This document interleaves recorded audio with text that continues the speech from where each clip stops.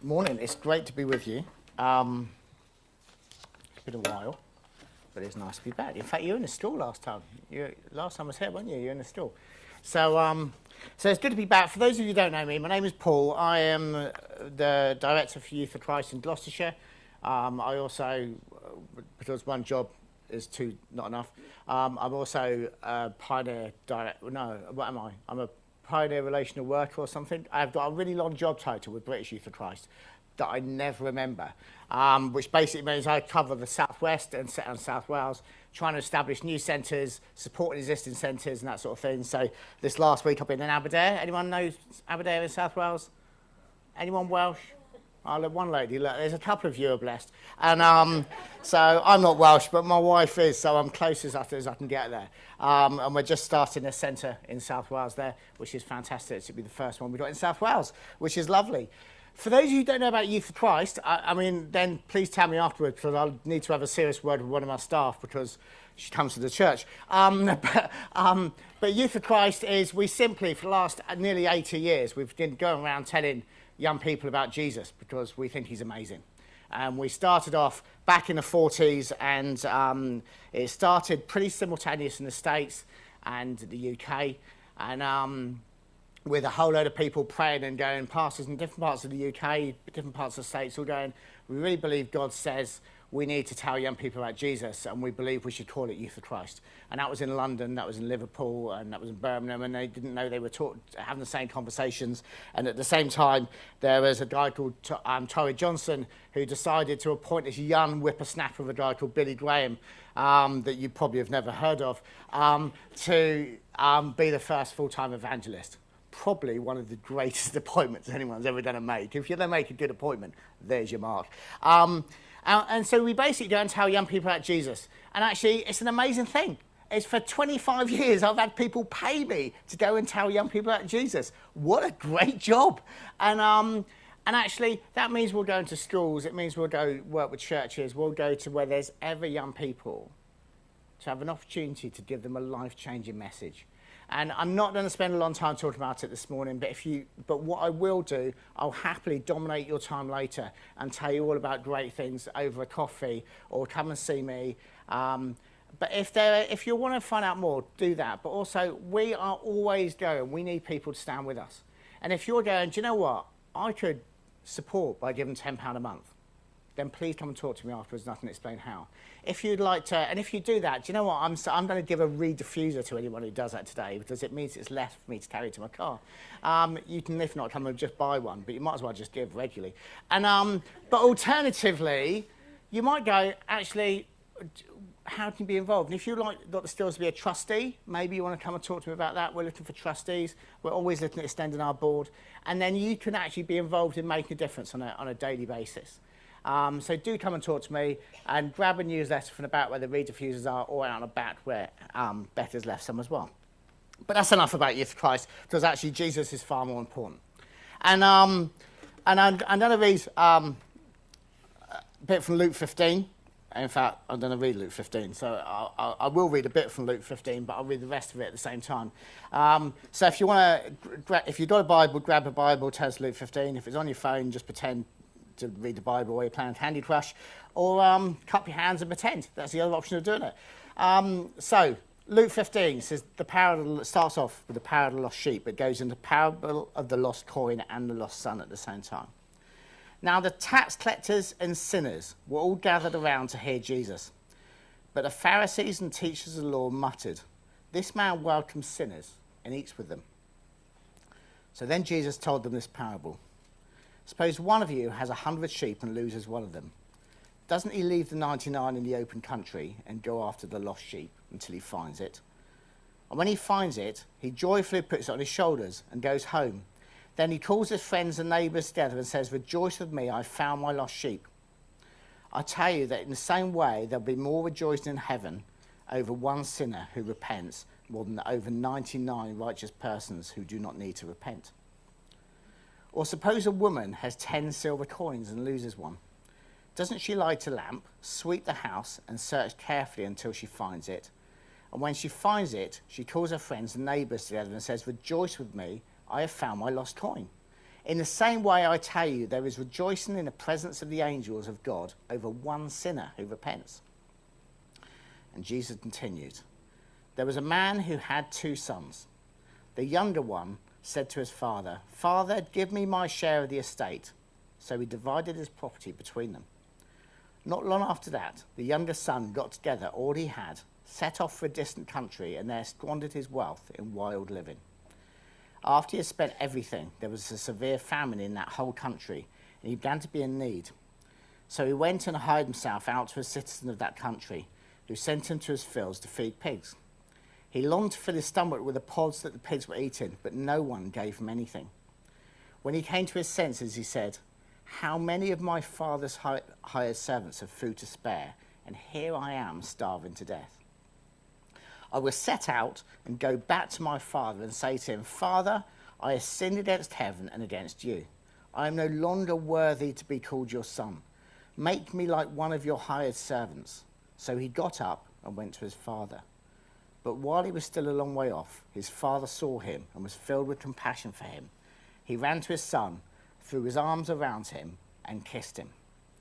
The son said to him, 'Father, I have sinned against heaven and against you, but I am no longer worthy to be called your son.'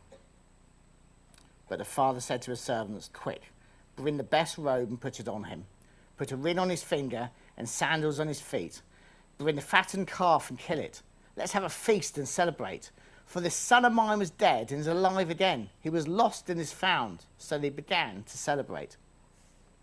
Meanwhile, the older son was in the field. When he came near the house, he heard music and dancing. So he called one of the servants and asked him what was going on. 'Your brother has come,' he replied, 'and your father has killed the fattened calf because he has him back safe and sound.'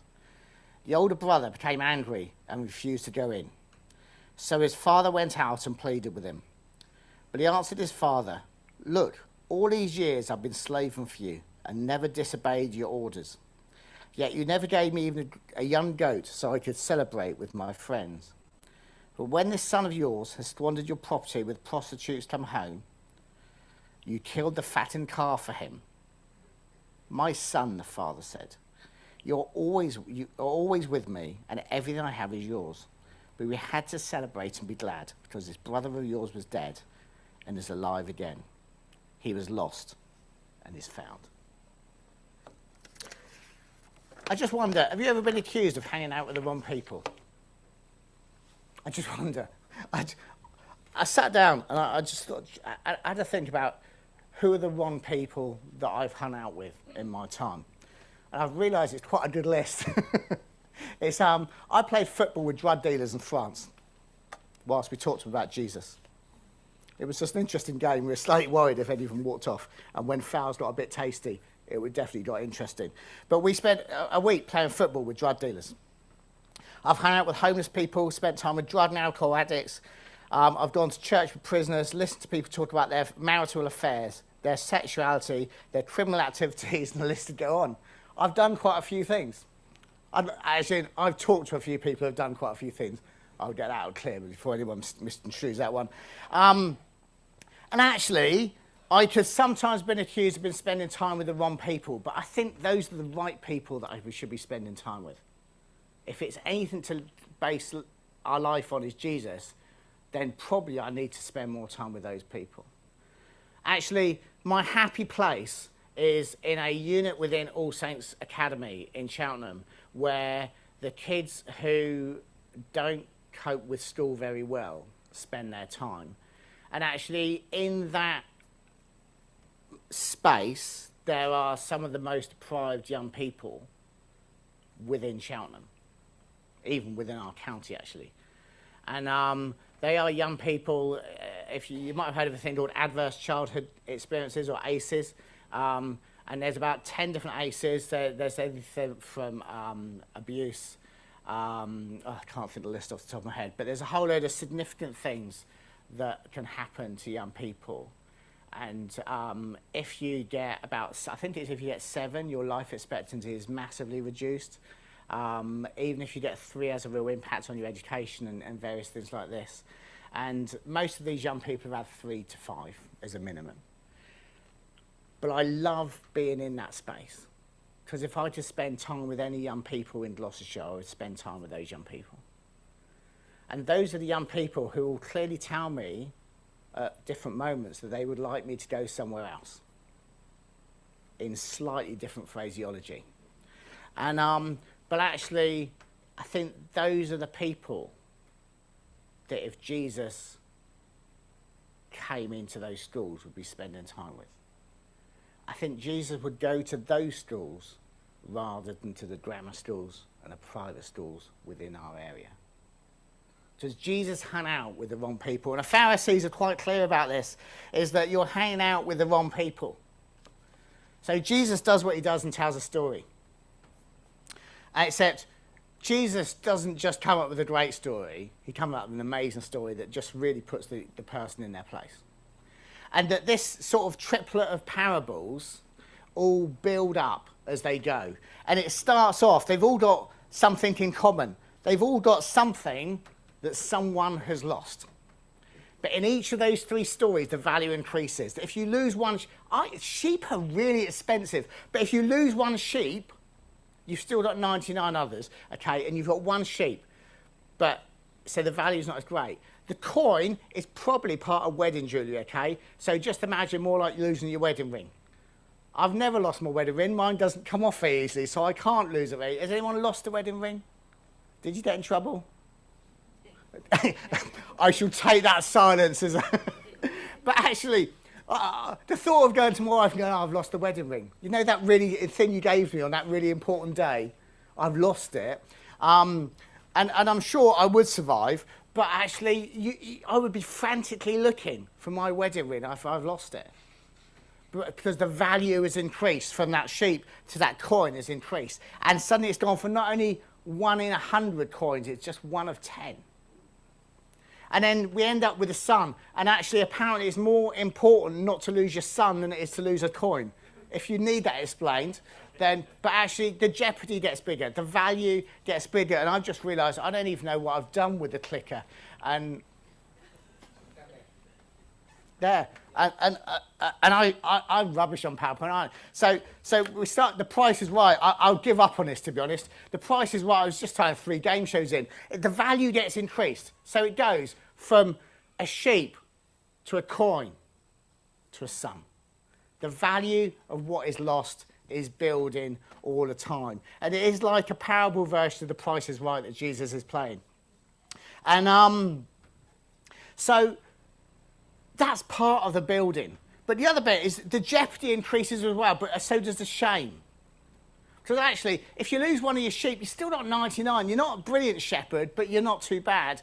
But then, at the same time, if you lose part of your wedding jewellery, then actually there's a little bit more shame to it. So it should be something that's really important. I've got a friend who, it's something I've discovered recently, is some people just think called aphasia, where they can't picture anything. So if you say, think of an apple, they can't. They can't see the picture in their head. They might know what an apple tastes like, but they won't be able to have that picture in their head. And I've got a friend of mine who's got this, and someone was saying to him, said, well, surely you can picture your wedding day. He's like, no, I can't. It's like, do you not love your wife enough? And it's like, no, he just physically can't picture it in his head. But actually the assumption is that if you forget something really important, or you lose something really important, it doesn't mean as much. So actually the shame builds as that woman has lost part of her wedding jewellery. And then finally the shame builds as the father loses his son. The son shames the father by asking for his inheritance, but also the relationship and actually trying to explain that. And actually there was something beautiful. So it can't really go. Melody, that story is brilliant this morning because it was brilliant. That was just amazing anyway. But actually we have a picture there, a real day-to-day thing where relationships and families break down.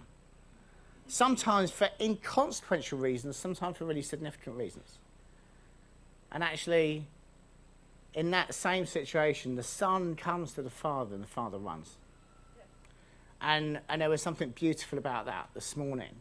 Because actually, while there's the shame, with all of these things, there's the desire to find the lost thing. Whether it be the coin, the sheep. But actually, within that, Jesus is also having the right go at the Pharisees, because all of us can be good Pharisees. We find it a lot easier to be good Pharisees than we find it to be good Christians, if we're really honest. Because actually we find judgment a lot easier than grace. Certainly in terms of we show it. But actually, if you look at the story of the lost sheep, goes to Ezekiel, where the religious leaders, if they don't look after the people, then there's a judgment on them. And because they don't go after the lost sheep. And Jesus saying God goes after the lost sheep. And actually even the Son, there's a whole load of stuff about the remnant and actually about people coming back to God and the exile. And but the key thing is that after each of them have gone through, they've lost something significant of great value. They've had the jeopardy of losing it and also the shame of losing it. There's a great celebration. And do you know what? I think Christians should be known for party more than anything else. I don't think we always are. I think we're known as being a bit more too dour. But we should be the people of celebration. Is anyone with me? Yeah, come on. You can't go, yeah, we should be people of celebration. Yeah.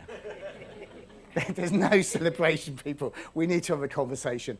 But actually, because what we're saying is that in these three parables, there's a celebration because we found that which is lost. And also, that's not just about Jesus finding us. It is about Jesus finding us. But actually, if we're to be like Jesus, we also need to be the people who go out and look. And actually, the one thing I've loved about my 25 years with Youth of Christ, and it's hard to believe that once I was a young man, but that in my 25 years, it's just that joy of going out to spend time with young people and telling them about Jesus and seeing some of them respond. And actually, some of them make more of an impact than others. The value and the jeopardy increases quite often. And it's not that some young people are more important, but I can go into a church and I can speak and you see 5 young people give their lives to Jesus, and it's great. But that's not as exciting to me as seeing a completely unchurched young person who no one's told them the gospel, who's living in a broken world, suddenly turns their life around. Well, I remember many years ago, this is about 40 years ago, nearly. Not quite 40, about 35 years ago. I was working in residential social work. And there was 3 of us in the team who were younger. There was me, there was Karina, who was a Christian, and there was Kath, who hated Christians. And me and Karina would always tell her why Jesus was amazing. And then I remember one Sunday morning, I'd worked the overnight shift, so we slept in, so you slept in the unit, so it wasn't staffed at night as such. And then if you slept in overnight, you stayed there till 3, and someone joined you out at 7:30. And Kath came in at 7:30 one Sunday morning. And the beauty of a Sunday morning is the residents all slept in. It was beautiful. You had an hour or so of nothing. And you could get a bit of paperwork or do something like that, but it was really quiet. And Kath came in, and the first thing she said to me was, "Paul, how do I become a Christian?" And it was like, about time. Well, it wasn't my response, actually, but in my head. But actually also going, yes. Because this is someone who'd gone from hating Christians and hating Jesus to suddenly going, I want to follow Jesus. And there was a moment of party in my head. It could only be so quiet, loud and outspoken because there was a whole lot of people sleeping in the house. But actually, I remember that 35 years later because it was an amazing moment. I can remember different young people making decisions for Jesus, and the ones that I get the most excited about are the ones that come from the most broken backgrounds. And the reason I get excited because they're like the rare ones. They're like the lost son. And now I'm excited about all of them, but actually the most essential thing is if you've never had that moment to party because you've never led anyone to Jesus, I suggest you pray for God to give you those moments. Because actually when that sort of thing happens, we suddenly realise this is what it's about. It's not about what we do on a Sunday morning and whether our small group was interested in that night. It's about telling other people about Jesus and seeing them respond. And that is why we party. Because the grace that Jesus gives covers everything. And actually, we forget that was for us one day, but we forget that's for other people as well. And actually, when there is someone truly broken, then it does something which shifts our faith, but also it causes us problems. And people come into church from a broken place, and they don't fit into our nice little comfortable structures. And actually, the easy thing is we become like the Pharisees that are judging people, and actually we should be known for being the churches that broken people are in. That we should be known for being the people that hang out with the wrong kind of people. Because if we only hang out with the right kind of people, we all might be lovely, but it means there's a whole load of people who don't get to hear about Jesus. So, very simply, what does that actually mean for us? I'm going to suggest a couple of simple things that you can do. One is, if you're a Christian, pray to God that you get an opportunity to share with someone and hang out with someone who's not the right person. And then open your eyes and look around your doorstep and in your road or at your workplace and ask, who are the people that I should be hanging out with? Who are the people that if I hang out with those, they might just get me a bad reputation? And then just spend time with them. Talk to them in a way that you feel comfortable and just get to know them. And then just pray that God gives you an opportunity to share Jesus with them. And that's a really simple starter. But then let's learn to party. I just wonder, do you know, we had a couple of testimonies this morning. And it's lovely the fact every time I'm here, there's always people sharing testimony. And that's amazing. But let's just really celebrate all the great things that God has done. Because actually, I was in a meeting this week and someone just came out and said, oh yeah, well, underwrite something to 27,000. And it was like, I was not expecting that conversation. I was thinking they were going, yeah, we could put another 5K, we could put 5K in and we'll be 25K short of getting this project off the ground. And they're just, oh, we'll just underwrite it all. To the point, I didn't so much celebrate as I sat there gobsmacked. Because but I came out of that meeting once it really sank in going, yes, this is amazing. And actually, let's be the people who celebrate the amazing things that God has done. Let's not wait till a Sunday morning. Let's phone other people up, message them. Let's not do it in a weird way and put it all over social media, because you might want to just tell people personally. It's a much better way of doing it. And but let's get excited about what Jesus has done. And particularly, let's get excited about people coming to know Jesus, because I don't think there's anything better. And just pray. I just pray that if you've never had an opportunity to lead someone to Jesus, you get an opportunity this year. And you do that by going out and talking to them, by the way. That's how it starts. So it's as simple as that. I could make it more complicated, but it seems a bit pointless. And but let's just pray. But also, if you're sitting there going, well, actually, you know, this is all very well, but this whole Jesus thing is a little bit weird. And I get that sometimes if you come to church, Jesus looks a little bit weird, because you look at all of us and we look a bit like Jesus, and therefore Jesus looks a little bit weird. And sometimes you come to church and we do some strange things. And actually, I get the joy and privilege of going to all sorts of different churches. So sometimes I'm in the middle of somewhere and I've never quite know what I'm meant to do next. Has anyone ever been in that place? It's great when you're in the pews, but you wait till you're at the front and you just finished preaching and you're not sure whether there's magic words or a certain prayer you've got to use afterwards. It's a whole different ballgame. And but sometimes church looks a bit weird. But actually, what isn't weird is the fact that Jesus came near and says, you are worth it. That you are the most valuable thing that I can go looking for. And all of us who know Jesus, we've been that valuable thing that Jesus has come looking for. And do you know what? I didn't make the first move, Jesus did. And actually, if you're sitting there going, I don't truly know Jesus this morning, then what I just suggest, if you say, as soon as you start to say, I think I need Jesus, he's there before you finish your sentence. He doesn't need you to finish the sentence. And if this morning you've never had a moment where you've said, Jesus, please come and find me, then I suggest you do that. I suggest you come and speak to myself or Simon, one of the leaders, someone you know, and just say, I want Jesus to find me. And then we'd love to pray with you. But before I finish, we're going to go into communion. And at some point, I said, I'm not doing communion. It's okay, so I'll do it wrong. But we're going to take communion in a moment, which is a beautiful picture of the grace of God, of all that Jesus has given to us.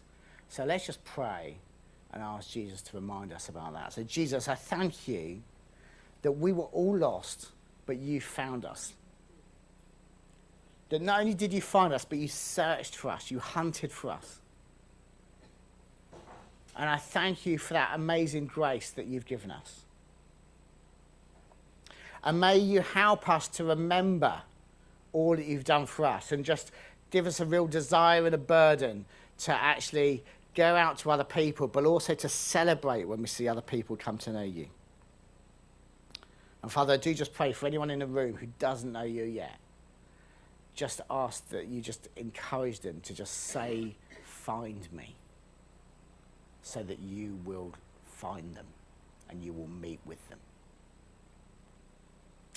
Amen.